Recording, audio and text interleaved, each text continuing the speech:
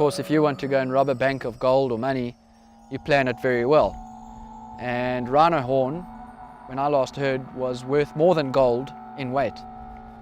So these are organized criminals that will do a lot of planning to come in and try and steal the rhino horn. Dehorning, the rhino's horns grow back, and if 1 inch of rhino horn weighs 500 grams to a kilogram, well, you need to work out how much a kilogram of gold is, and it's worth more than gold. So you'll still kill the rhino just for that 1 inch. It's a species, it's not just a key species that everybody wants to see. You know, I want my kids to see a rhino one day, and I want their kids to see a rhino. We don't want it to be something like movies will be made about, like dinosaurs, like Jurassic Park. You know, it's like make a movie about a rhino, something that used to exist on Earth. It doesn't matter whether it's a rhino or a field mouse. There shouldn't be anything that's going extinct just because of humans and our population getting too big. We should be the ones that are being culled, not the animals.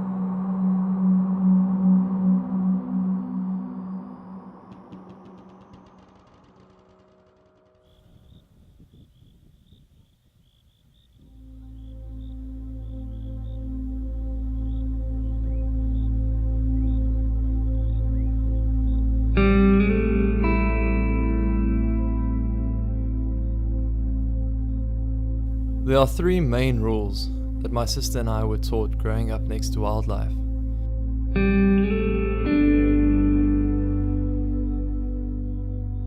Firstly, we need to watch over the soil. Secondly, over our habitat. Thirdly, over our animals, because all 3 complement each other. Without soil, there is no habitat. Without habitat, there is no prey. And without prey, there are no predators.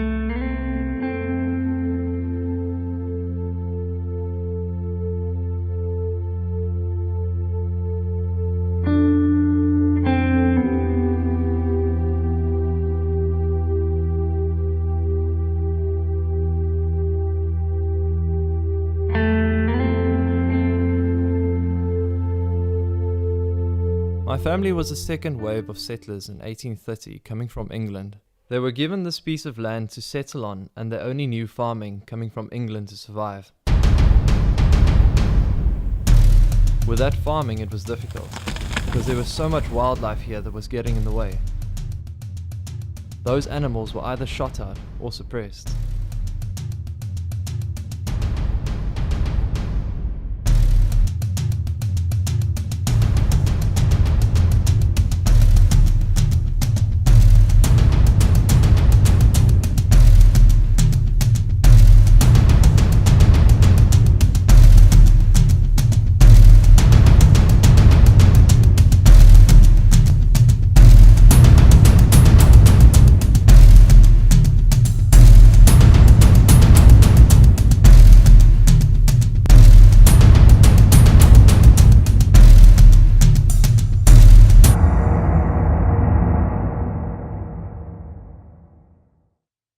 Anything other than having these animals fenced off would harm them. They would encroach on human settlements. They would be trapped, hunted, eaten, killed in one way or the other.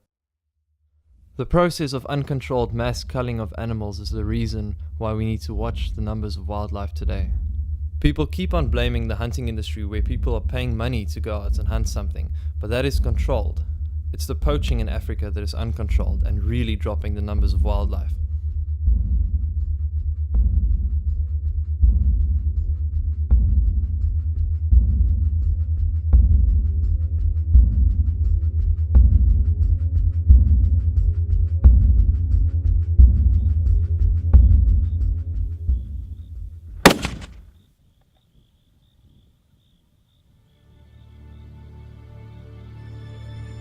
It was my father who started reintroducing wildlife that used to exist in the early 80s. Managing the reserve and the wildlife within is actually quite an easy task because the animals sort themselves out mostly.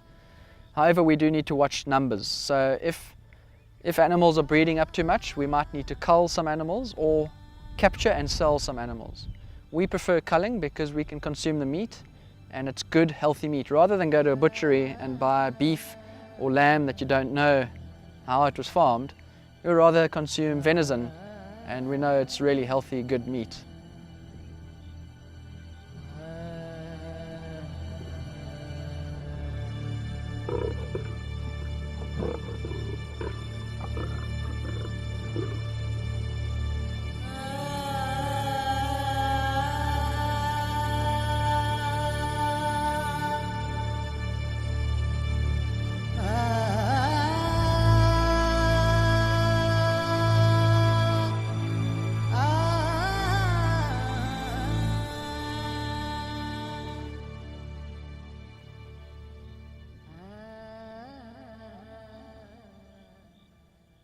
It is the morning before full moon night.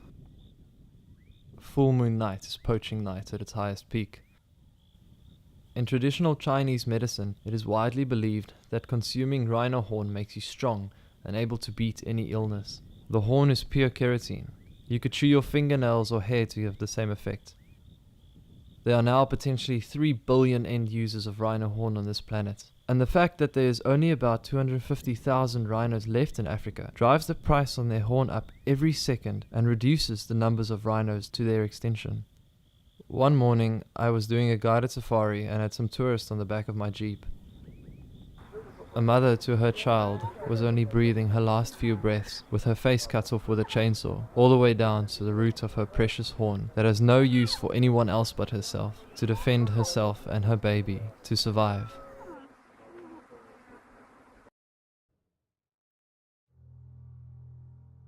Our rhinos, Bonnie and Clyde, survived another poacher 3 years back. The poachers used dart guns, not to be nice to the couple, but to be as quiet as possible. When big animals are laying on their side for too long, they crush their internal organs and die.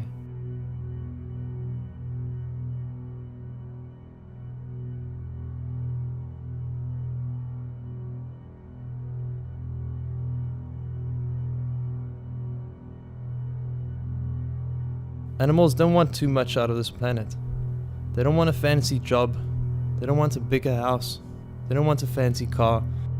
Animals want one thing. They want to survive. And we as a species continuously take that away from them.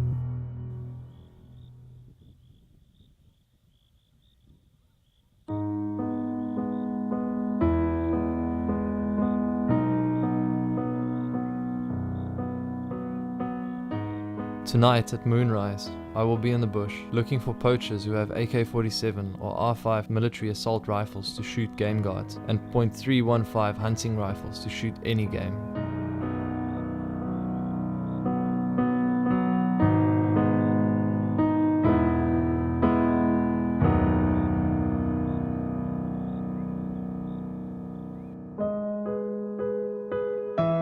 Mostly people illegally deal with rhino horn simply for its fictive value that the black market has literally put upon their heads. This makes it worth for poachers to keep risking their lives. It will be the last day for many of my sword out there fighting for the rhinos in the middle of the night. It will be the end to many rhinos and to many poachers.